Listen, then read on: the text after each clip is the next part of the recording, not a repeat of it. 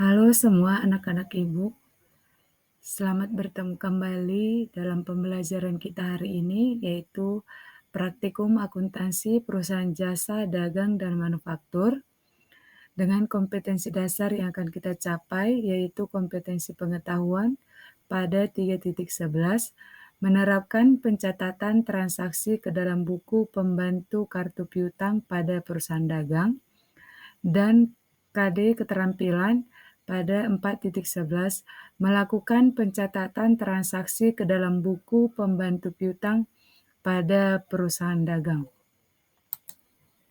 Adapun tujuan pembelajaran kita hari ini adalah setelah kita melakukan kegiatan pembelajaran, anak-anak diharapkan dapat yang pertama menentukan transaksi yang terjadi dengan buku pembantu piutang pada perusahaan dagang. Yang kedua, menerapkan pencatatan transaksi ke dalam buku pembantu kartu piutang pada perusahaan dagang. 3.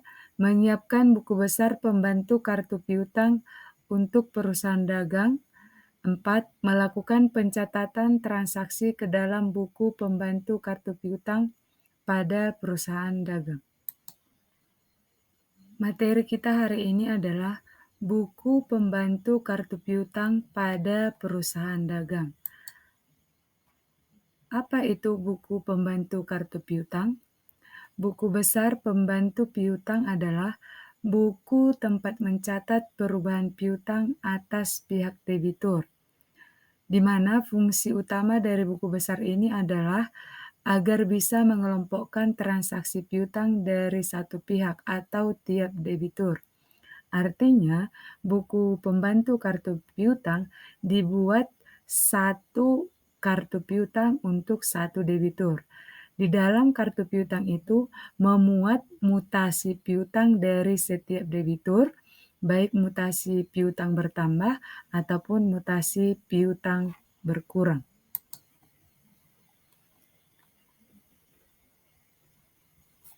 Transaksi-transaksi yang terkait dengan buku pembantu piutang pada perusahaan dagang adalah yang pertama penjualan kredit, yang kedua penerimaan kas dari penerimaan atau pelunasan piutang oleh debitur, yang ketiga retur penjualan. Nah, bagaimana transaksi-transaksi ini mempengaruhi ke dalam kartu piutang? Mari kita lihat satu persatu dari transaksi ini. Yang pertama, transaksi penjualan kredit. Transaksi penjualan kredit, data sumbernya adalah dari jurnal penjualan. Transaksi penjualan kredit merupakan transaksi yang menimbulkan piutang. Di dalam kartu piutang, penjualan kredit mengakibatkan piutang bertambah di sisi debit. Transaksi yang kedua adalah transaksi penerimaan kas dari penerimaan atau pelunasan piutang oleh debitur. Transaksi ini data sumbernya adalah dari jurnal penerimaan kas. Transaksi penerimaan kas dari penerimaan atau pelunasan piutang mengakibatkan piutang dagang berkurang di sisi kredit. Atau dengan kata lain, transaksi penerimaan kas ini adalah mutasi piutang berkurang di kartu piutang di sisi kredit.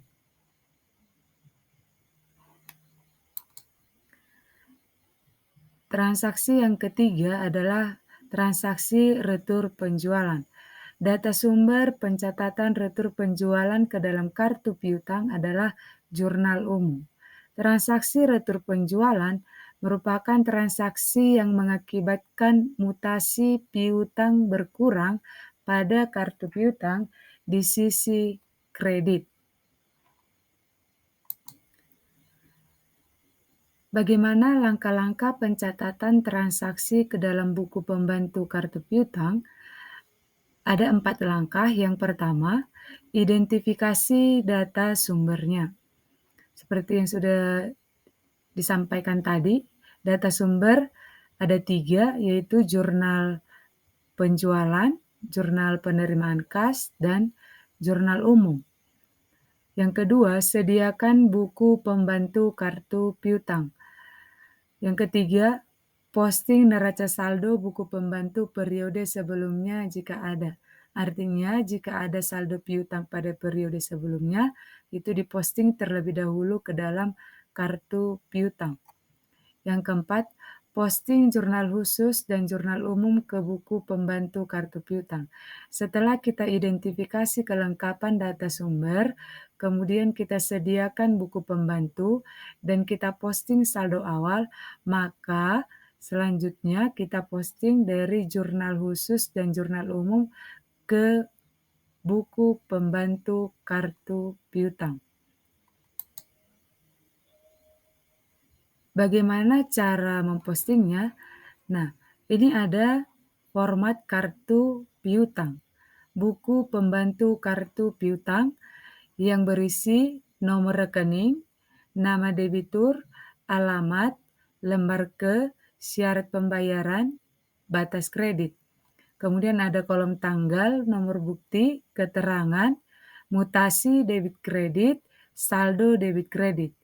Nah, dalam kartu piutang ini cara mengisinya yang pertama, nomor rekening diisi nomor kode debitur. Ini bisa dibuat oleh perusahaan sendiri, membuat kode dari masing-masing debitur. Kemudian yang kedua, nama debitur. Ini adalah untuk menuliskan nama debiturnya siapa. Kemudian alamat adalah untuk menuliskan alamat lengkap dari debitur. Kemudian lembar ke, diisi lembar ke-1 karena yang kita isi adalah lembar pertama. Syarat pembayaran, diisi syarat pembayaran yang disepakati dengan debitur.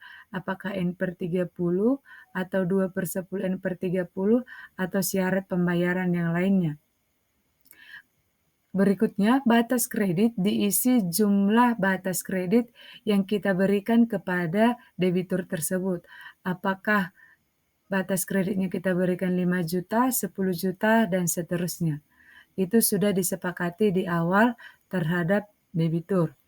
Berikutnya kolom tanggal, ini diisi tanggal terjadinya transaksi terhadap debitur.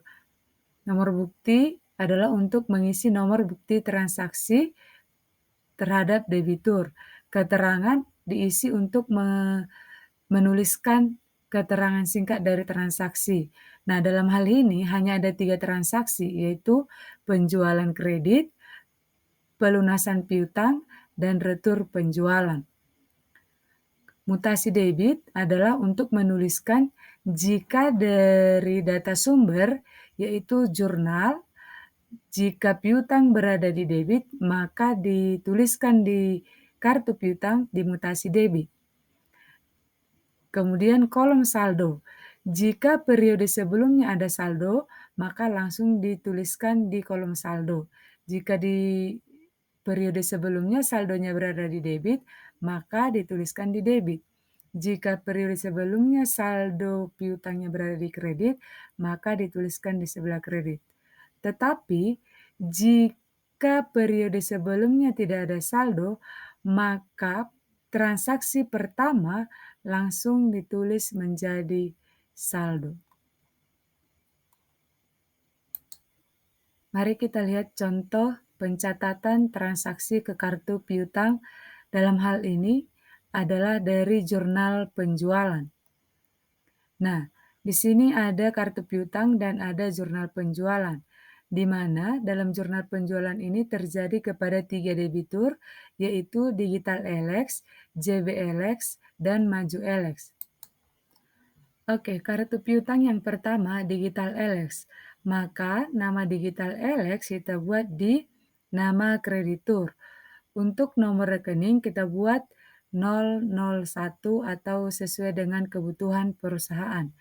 Kemudian alamatnya, jika dalam jurnal tidak tertera, maka kita buat strip. Kemudian lembar ke diisi lembar ke-1. Syarat pembayaran kita isi N/30, kemudian batas kredit kita buat 100 juta. Berikutnya, kolom tanggal. Nah, berdasarkan jurnal penjualan ini, di kolom tanggal untuk digital elex adalah tanggal 6. Maka di kolom tanggal kita isi tanggal 6. Nomor bukti F121 sesuai dengan nomor faktur yang ada di jurnal penjualan F121. Keterangan sesuai dari jurnal, kita buat jurnal penjualan. Kemudian mutasi, apakah debit atau kredit, kita lihat di jurnal penjualan. Piutang dagang berada di sisi debit sebesar 30.800.000. Maka kita buat di sisi debit 30.800.000. Nah, karena saldo awal tidak ada, maka transaksi yang pertama langsung kita buat menjadi saldo, yaitu saldo piutang dagang digital elex adalah 30.800.000 di sisi debit. Demikian seterusnya untuk membuat kartu piutang JBLX dan Maju Elex, dan juga untuk dari jurnal umum dan jurnal penerimaan kas. Demikian yang bisa Ibu sampaikan tentang pencatatan transaksi ke kartu piutang. Semoga anak-anak Ibu semua dapat memahami.